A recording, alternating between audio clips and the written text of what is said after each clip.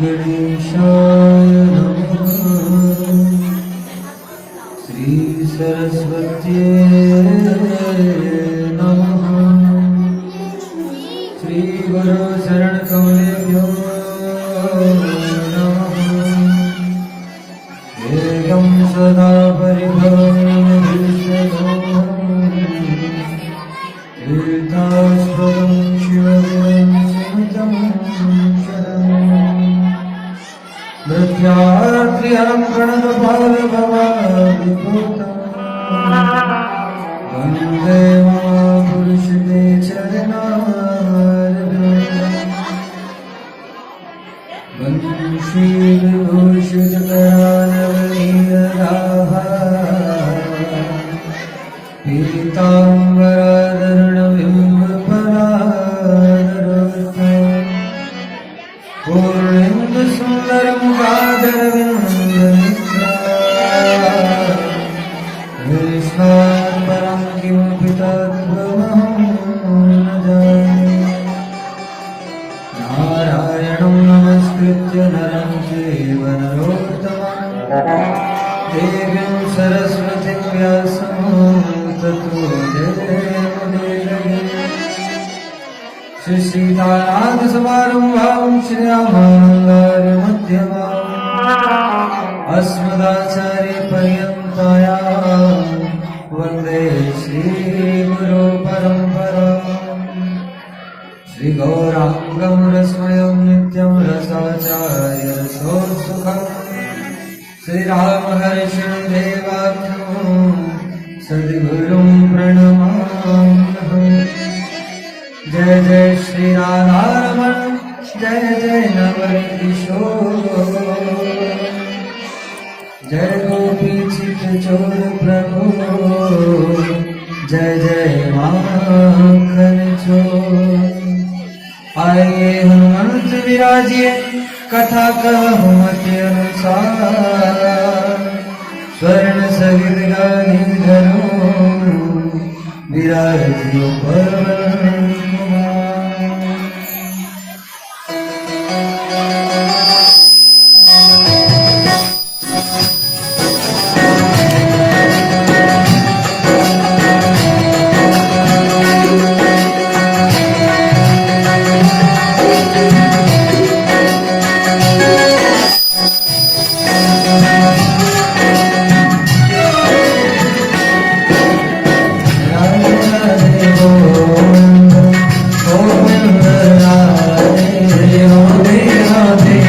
गोविंद गोविंद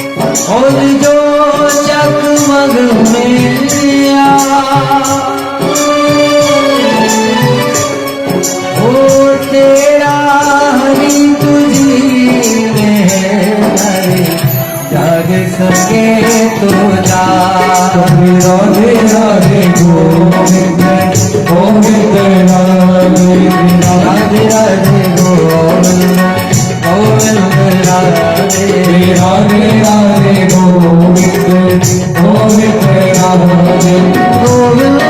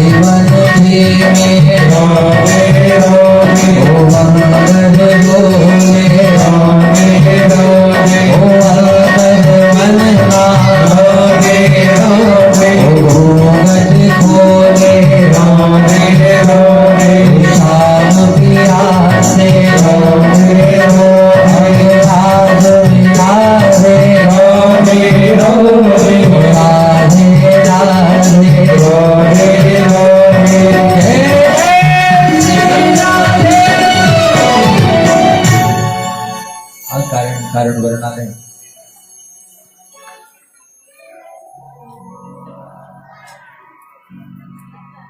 श्री बांके बिहारी लाल की वांगमय प्रतिमूर्ति श्रीमद् भागवत महापुराण परमात्मा अपने दिव्य अंश से इस ग्रंथ के अंदर विराजित हैं।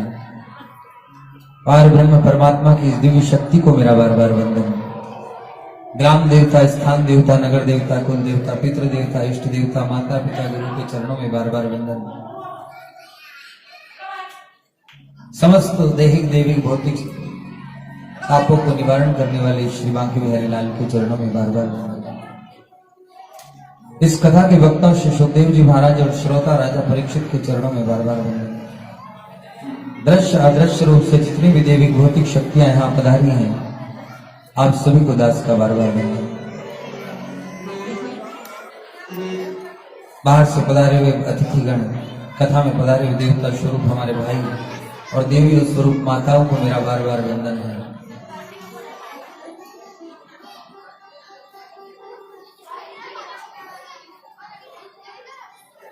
चंदन से बंधन ज्यादा महत्वपूर्ण होता है।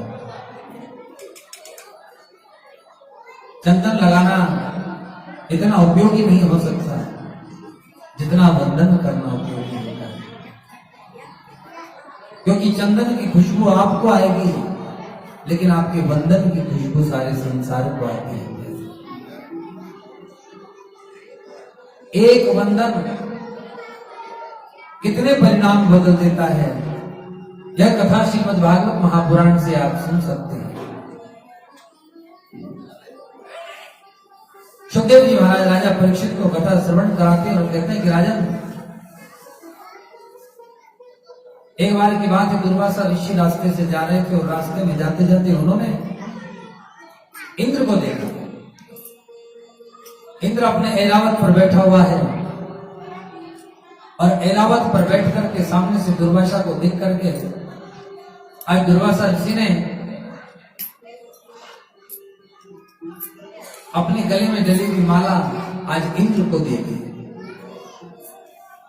इंद्र ने प्रणाम किया, ये गुरुदेव आपका दर्शन हो गया, सौभाग्य की बात है। और जैसे ही प्रणाम किया, दुर्वासा ऋषि ने अपनी माला निकाली और माला निकाल करके आज इंद्र को दे दी। लेकिन इंद्र आज अपने मद के नशे में चूर था, इतना मदोन्मत्त हो गया कि गुरुदेव के द्वारा दी हुई माला को निकाल करके उसने ऐरावत हाथी के ऊपर छोड़ दिया। और जब ऐरावत हाथी के ऊपर छोड़ी तो ऐरावत हाथी है, वो क्या समझ सकता है माला क्या है। जब एक इंसान नहीं समझ रहा है तो एक पशु मुख बधिर वो क्या समझेगा उस माला का महत्व। उस हाथी ने उस माला को अपनी सूंड में लिया और तोड़ तोड़ करके वो सारे उस माला के फूलों को अपने पैरों के नीचे रोंदने लगा। दुर्वासा ऋषि ने देखा साधु के द्वारा दी हुई भेंट का अपमान कर रहा है। ध्यान देना, भगवान ने संतों के ऊपर विशेष कृपा की है और यही कृपा जब संत किसी भक्त पर, किसी दास पर करते हैं तो वो उस दास को अपने हाथों से कोई उपहार देते हैं। कभी भी कोई साधु संत महात्मा कोई भक्त आपको कुछ दे तो उसका तिरस्कार मत करो।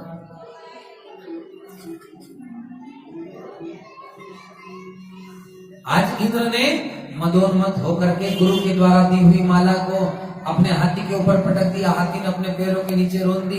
दुर्वासा ऋषि बड़े क्रोधी थे और यही दुर्वासा ऋषि ने क्रोध करके कहा कि हे इंद्र, तू देवताओं का राजा है, जा श्री विहीन हो जाए।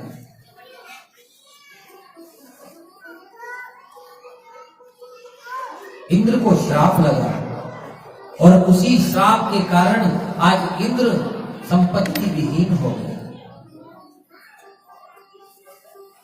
जो व्यक्ति सारे जीवन भर परेशान है, लक्ष्मी के पीछे भाग रहा है, दौलत तो बहुत आती है लेकिन उसके घर से उसकी संपत्ति, दौलत वगैरह सब खत्म हो जाती है, तो ध्यान देना पुराने जन्म में आपने किसी साधु संत महात्मा का अपमान किया होगा।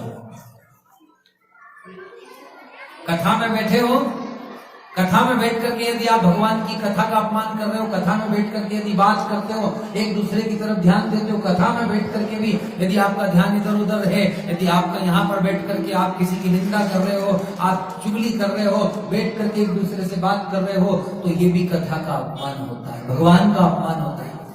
तुम किसी के घर जाओ और वो तुमसे बात ना करे और किसी दूसरे से बात करे तो अगली बार उसके घर जाओगे?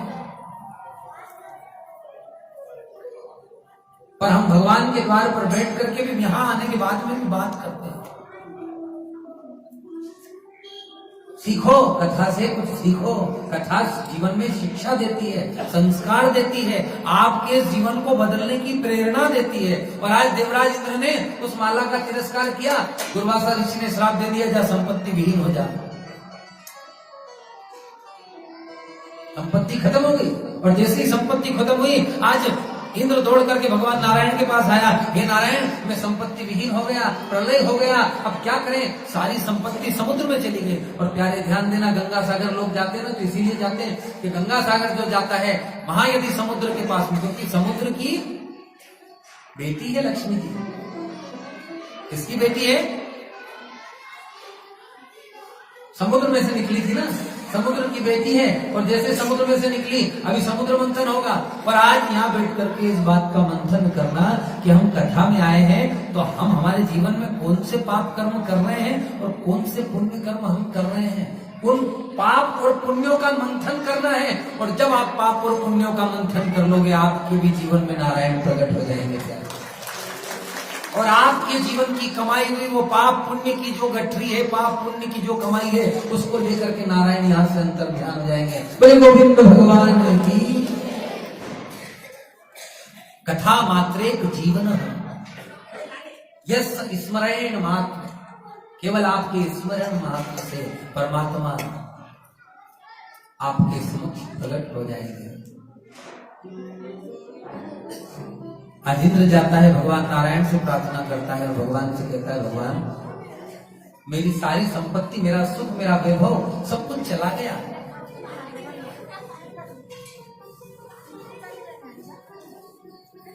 ध्यान से श्रवण करना। यदि आप लक्ष्मी के लिए परेशान हो रहे हो, भटक रहे हो, यहाँ वहां सब जगह मांग रहे हो, घूम रहे हो, बहुत मेहनत करने के बाद में भी यदि आपकी खेती में फसल नहीं हो रही है, आपका सारा किया कराया हुआ काम असफल हो जाता है, आप बहुत सोचते हो, योजना तो बहुत बनाते हो, लेकिन आपकी वो योजना विफल हो जाती है, तो इसका कारण क्या है? इसका कारण ये है कि आपने किसी की निंदा की है, किसी का अपमान किया है, किसी के द्वारा दी हुई चीज का सम्मान नहीं किया है। याद करो, जैसे कोई अपने घर में छोरा छोरी नहीं होते हैं, पर अपन हम छोरा छोरी के लिए मान कर लेते हैं। फिर माता पिता घर के लोग कहते कि तेने माँ की मान करी थी, निकाले छोरो रिसाए, एक ही माँ की मान है, निकाले रिसाए, और एक ही माँ की मान पूरी करनी पड़ेगा। जब जय के नहीं हो बिना छोरा की नहीं, तो आप बैठ करके मान तो कर लेते हो, लेकिन ये बात ध्यान रखना कि जिसका मान नहीं उसका अपमान नहीं। धनवानों का मान है दुनिया में, निर्धन का कोई मान नहीं। हे धनवान बता, क्या निर्धन इंसान नहीं? जिसमें मान नहीं, अपमान नहीं, जिसमें सुख नहीं, दुख नहीं, जो एक जैसा रहता है, वही तो साधु है। जो ढोंग करे, पाखंड करे, व्यभिचार करे, दिखावा करे, वो साधु थोड़ी है। साधु की परिभाषा भागवत में बताई है। पूर्ण भागवत में श्री सुखदेव जी महाराज पूर्ण साधु हैं। जब वो बीच सभा में कथा सुनाने के लिए सबको जाते हैं ना, तो उस सभा के अंदर बैठे बैठे बड़े बड़े ऋषि, महात्मा, संत, ज्ञानी, तपस्वी, महान योगी, जिन्होंने अपने सारा जीवन लगा दिया साधना करने में, आज वो भी उस छोटे से बालक को देख करके खड़े हो जाते हैं। ये नहीं कि सम्मान में, ये नहीं कि ज्ञान अधिक है,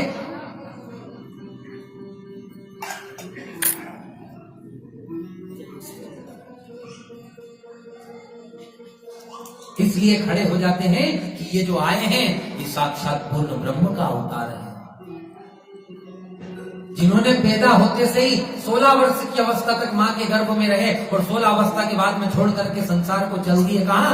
जंगल में। पिता दौड़ रहे हैं, वेद व्यास जी दौड़ रहे पीछे पीछे, अरे पुत्र रुको, अरे पुत्र रुको। तो ये नहीं बोले, सुखदेव जी महाराज नहीं बोले, पेड़ पौधे, पशु पक्षी और पेड़ों के अंदर से आवाज आई कि अरे किसके पीछे दौड़ रहे हो? सुखदेव जी महाराज ने कहा, पेड़ बोल रहे हैं। अरे महाराज, आप जिसके पीछे दौड़ रहे हो तो पूर्ण ब्रह्म परमात्मा है।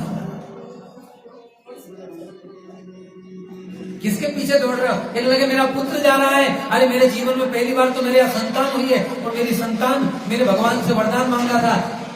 तो आज वो पेड़ कहते हैं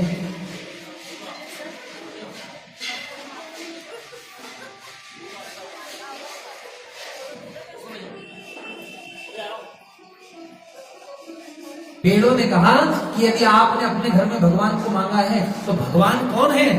भगवान को माया कभी छू नहीं सकती और जो भगवान के भक्त होते हैं प्यारे उनको भी कभी माया सता नहीं सकती है। जो भगवान के भक्त होते हैं उनको माया कभी नहीं पकड़ती है। प्रणाम करने से क्या होता है मैं आपको बताता हूं। स्कंद पुराण में कथा आती है। कथा प्रारंभ हुई वंदन से।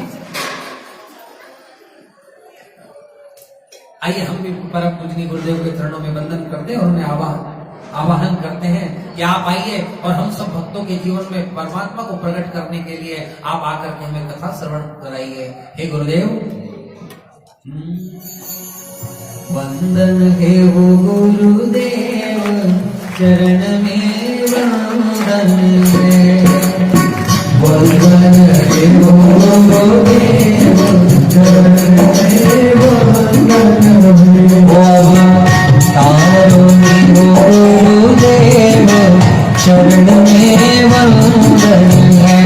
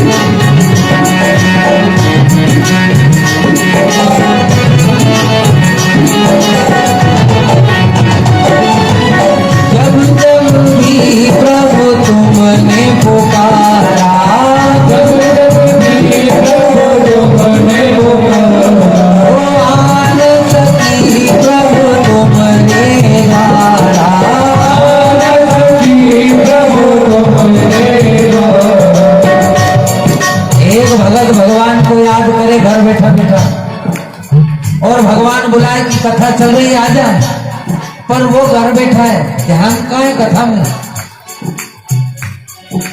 छोरा छोरी घर परिवार सबका ध्यान रहे भाई बहन।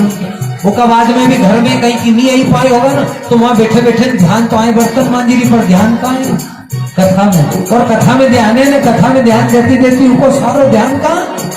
कथा में। तो वहां घर बैठी बैठी लेंगे कि जब जब भी गुरु आप पुकारे, जब जब भी गुरु आप पुकारे, आन सकी गुरु तुम्हारे बारे, आन सकी गुरु तुम्हारे सकी बंधन है वो गुरुदेव जगत का बंधन है। बोलो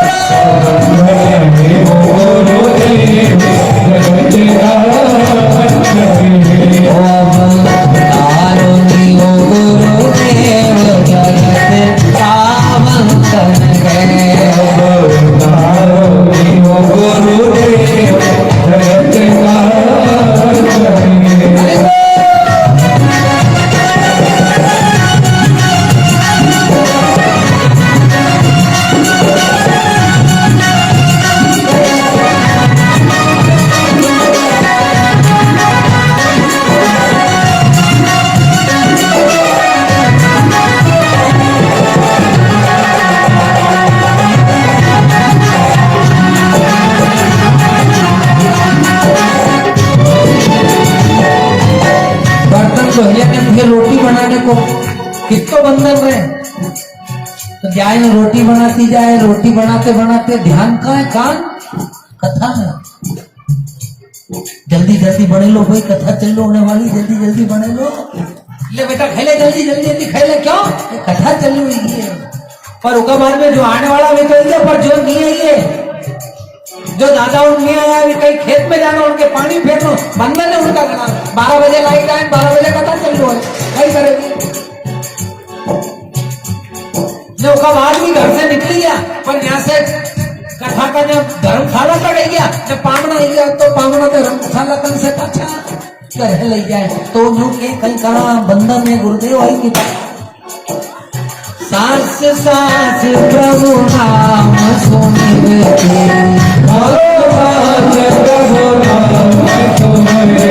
हो एक पल भी प्रभु तुम्हें ना बिसरते,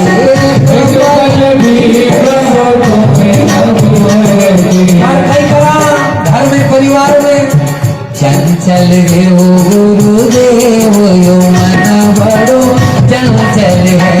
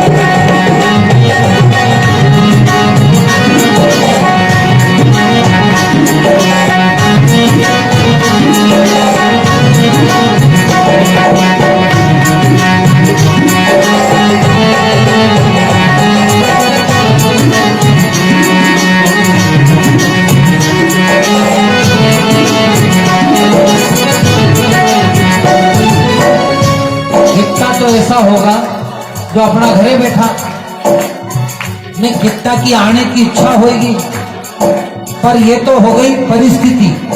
पर कितना यूं घरे बैठा होगा कि नहीं, वो वहां कथा वो करा रहे हैं, अपने को नहीं जाना। क्यों नहीं जाना? अपनी ताड़े अपने को मानी जाना। नारा आदत ताड़े में कोई कहीं बोल चाल दे का लिए, नारा कोई भगवान से प्रेम नहीं रखे का लिए, तो ये आए है नहीं तो बीबी नहीं आए ने उनका घर वाला की भी नहीं आने, जो कि दादा नहीं आए तो भाई बहन उनका से आए, अभी कहते ना वहां नहीं जाना। तो वह बापड़ी बैठी बैठी उन्हें छोरा छोरी घर में घी ने सब बैठी बैठी कहीं के ने घरे बैठी बैठी रोए, आवाज सुनी रही है घरे, कोई छत पे चढ़ी के, कोई धूप ले लिया, कोई कहीं करी गया, कोई छत पे चढ़ी के, कोई नहीं के धोई के कैसे, पर वहां छत पे बैठे बैठे कथा सुनी रहे। क्यों? कि घर का नहीं आन दे, तो भी वह घर पे बैठे बैठे रोए। आज कथा चली रही, उसका बात भी नहीं आई रहे, वे रोए और रोते रोते कहीं के कि मैं नहीं रोती जो पशु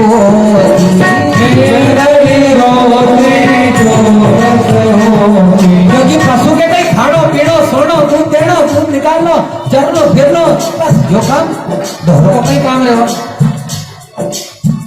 और कई काम आए ढोर, पर मनुष्य तो सब कहीं करी पाए, पर उनका बाद में भी कथा में नहीं आई पाए। तो ये कि मैं नहीं रोती जो पशु होती, जो नहीं होती जो पशु होती, फिर चाहे जिंदगी कैसे गुजरती, चाहे जिंदगी कैसे गुजरती, कंचन देव गुरुदेव या काया कंचन है,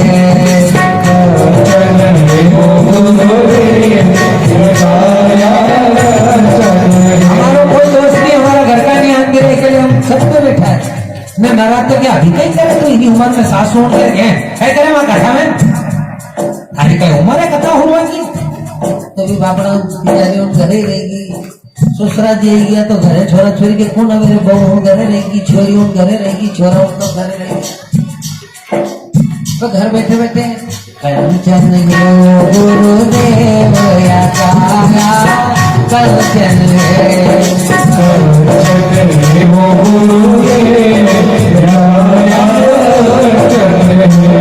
ओ यह जीवन को कड़वानी मरे,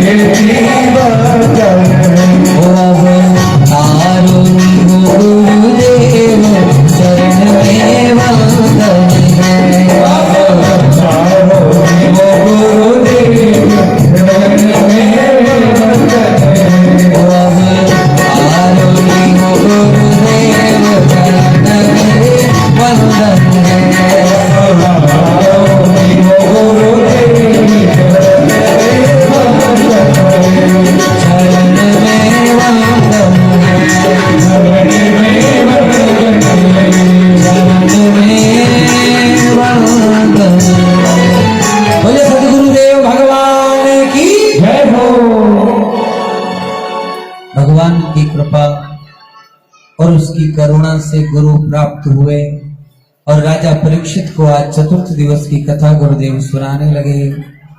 और चतुर्थ दिवस की कथा में कहने लगे इंद्र की संपत्ति श्रीविहीन होने के बाद में इंद्र ने जाकर के भगवान नारायण से कहा और भगवान नारायण ने जाकर के अपनी संपत्ति को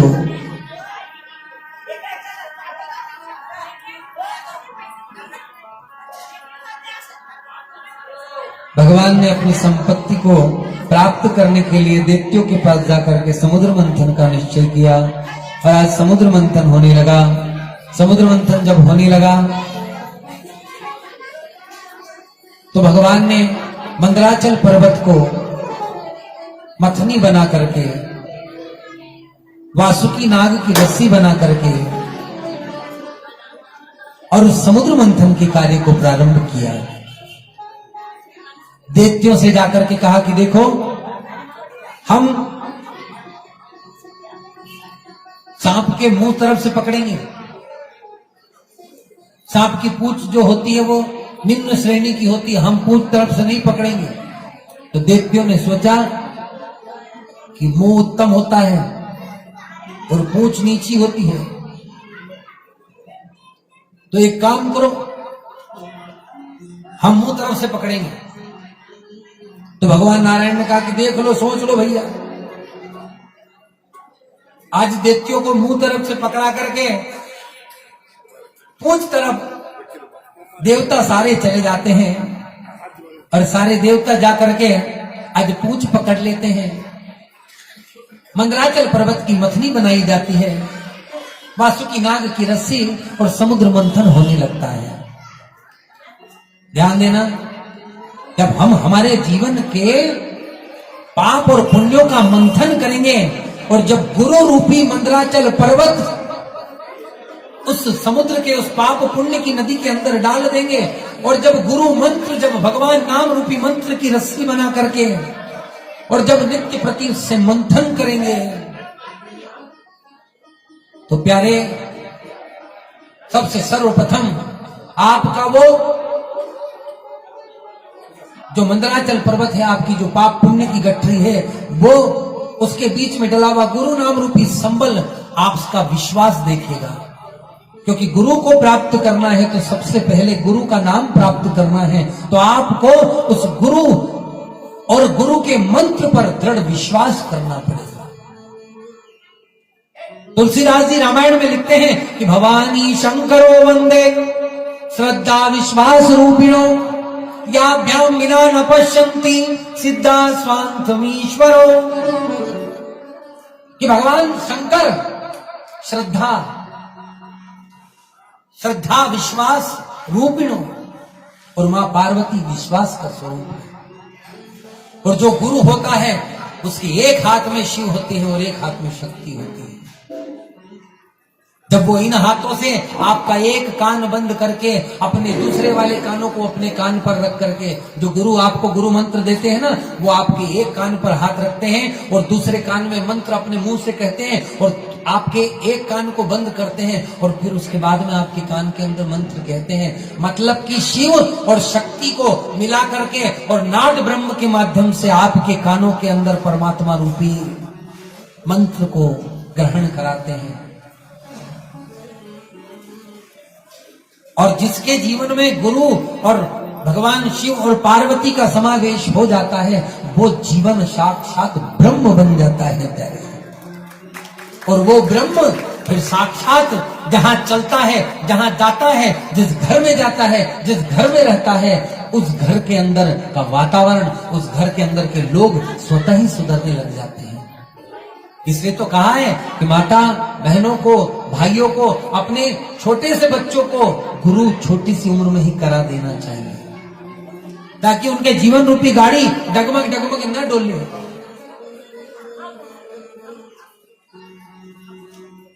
पर हम हमारे बच्चों को आजकल स्कूल में पहुंचाते हैं और स्कूल में जाकर के बच्चे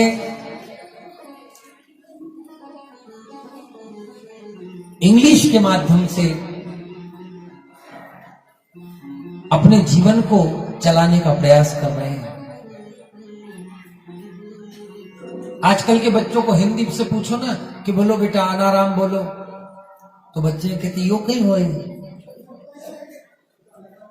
हमने कहा कक्का खड़ी बोलो, कक्का खड़ी तो नहीं आए। फिर कहीं आए, बोले A for apple, B for ball, C for cat, D for dog, E for elephant, A for fish, G for God. हमारे सनातन में कहां है गॉड? कौन बोलता है गॉड? क्रिश्चियन लोग बोलते हैं गॉड। हम हमारे बच्चों को संस्कृति ऐसी दे रहे हैं। विद्यालयों में पहुंचा करके हमने हमारे बच्चों को इंग्लिश माध्यम के साथ में उनको पढ़ाया तो है, उनको लिखाया तो है, लेकिन वो बच्चे इंग्लिश मीडियम पढ़ पढ़ करके अपने संस्कार भूल गए। शिक्षा तो ले रहे हैं लेकिन संस्कार भूल गए। और संस्कार विहीन समाज कैसा है आपको साक्षात देखने को मिल रहा है कि आज घर घर में माता पिता की बेइज्जती हो रही है, घर के अंदर व्यवहार ठीक नहीं है, बच्चे जाकर के अपने दोस्तों के साथ में उनका कल्चर बिगड़ गया है, उनका जीवन बिगड़ गया है। एक माता पिता अपने जीवन में सबसे ज्यादा परेशान होते हैं तो अपने बच्चों के कारण।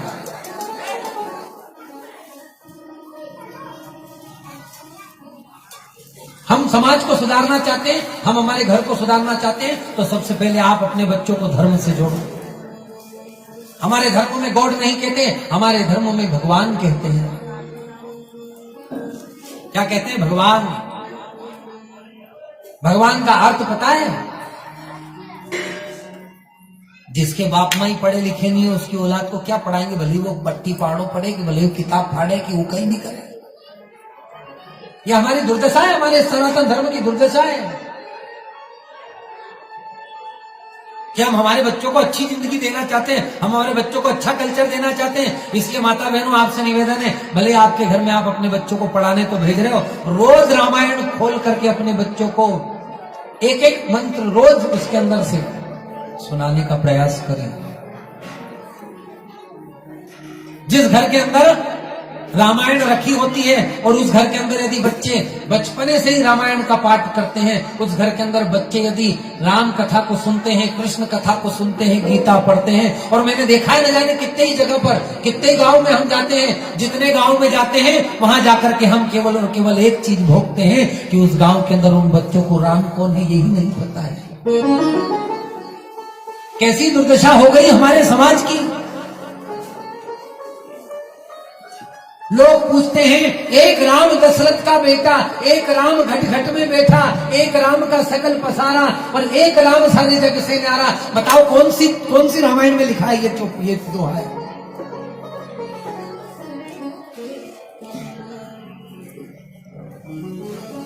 कौन सी रामायण में लिखा है?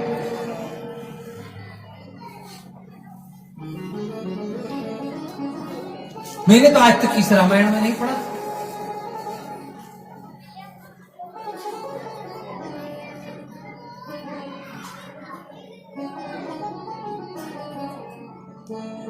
रामायण में तुलसीदास जी ने और वाल्मीकि जी ने लिखा है,